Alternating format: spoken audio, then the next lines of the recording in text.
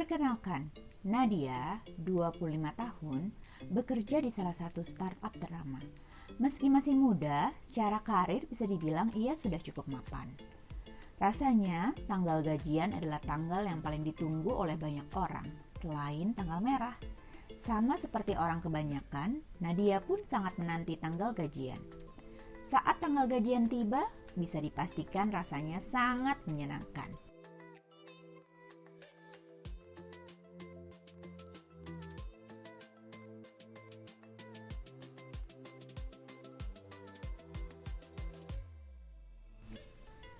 Kerja keras selama 1 bulan terbayar tuntas dalam 1 kali pengecekan rekening tabungan. Langsung terlintas begitu banyak rencana dan keinginan yang rasanya harus didapatkan. Sayangnya, euforia menerima gaji sering tak bertahan lama karena harus mengalah pada realita. Bayar listrik, bayar cicilan, biaya makan, biaya transport, dan lain sebagainya. Ya, seperti orang kebanyakan, Nadia pun harus mengalokasikan gajinya untuk hal-hal ini. Belum lagi biaya yang harus dikeluarkan atas nama keinginan. Nongkrong, ngopi, shopping, upgrade gadget terbaru, melengkapi alat masak yang sebelumnya jarang dipakai, dan lain sebagainya.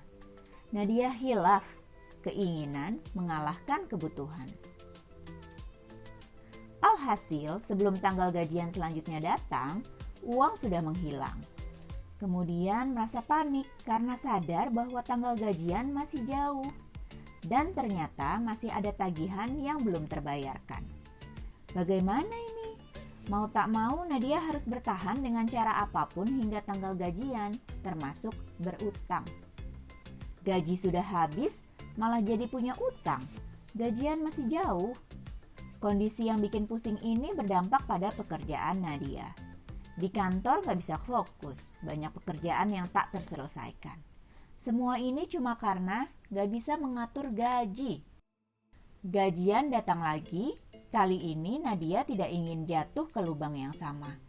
Ia tidak mau mengulang kesalahan yang sudah ia lakukan sebelumnya. Ia gak mau pusing seperti bulan sebelumnya.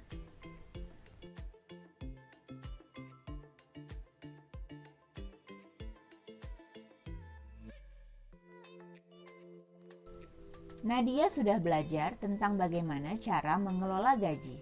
Di saat gajian datang, membuat list alokasi dana bulanan menjadi prioritas utama. List ini yang akan menjadi pegangannya selama 1 bulan ke depan. Nadia mengubah sedikit caranya menabung. Ia menyisihkan uang gajinya untuk menabung tepat setelah ia menerima gajinya. Sesuai dengan budget bulanannya, ia menyisihkan 10% dari gajinya untuk tabungan. Hal ini tak jadi masalah karena ia sudah memiliki list alokasi budget bulanannya. Tak jarang di saat ingin menyisihkan uang tabungan, Nadia tergoda untuk membeli hal-hal yang tidak ia rencanakan sebelumnya. Impulsive buying memang sering bikin orang hilaf mengeluarkan uang. Hilaf itu kalau terjadi sesekali ya, kalau sering ya namanya kebiasaan. Nadia melawan godaan ini mati-matian dan mengingat lagi tujuan finansial yang ingin ia capai. Saat itu juga ia sadar bahwa menabung jauh lebih penting ketimbang sekedar memuaskan hasrat belanjanya. Apalah artinya bisa belanja ini dan itu tapi nggak pernah punya tabungan. Setiap kali ia tergoda untuk belanja, Nadia melihat ulang daftar tujuan finansialnya. Masih banyak yang harus dicapai, makanya rasanya godaan untuk belanja harus ditahan dulu untuk sementara waktu. Meski cara mengelola gajinya jauh lebih tertata saat ini, bukan berarti Nadia tidak bisa bersenang-senang. Ingat alokasi pengeluaran yang sudah dibuat.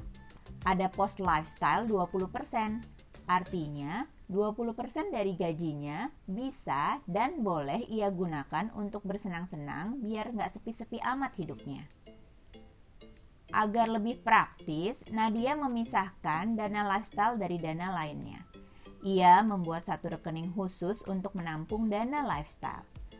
Rekening ini diberi nama Muda Hura-Hura Tua Kaya Raya. Jadi setiap kali ia ingin belanja atau sekedar membeli segelas kopi susu ternama, ia tinggal menggunakan rekening lifestyle. Gaji terkelola dengan aman, tapi kesenangan tetap bisa dirasakan. Intinya, bisa hura-hura tanpa huru-hara.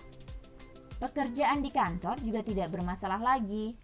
Berkat mengatur gaji, Nadia bisa menjalani hari dengan lebih tenang. Mengatur gaji memang sulit, tapi bukan berarti tak bisa dilakukan. Kesulitan dan kerepotan yang harus dilakukan akan sebanding ketika tujuan finansial bisa didapatkan. Semua kembali ke diri sendiri, karena mau seberapa banyak gajinya, kalau nggak dikelola ya akan selalu kurang rasanya.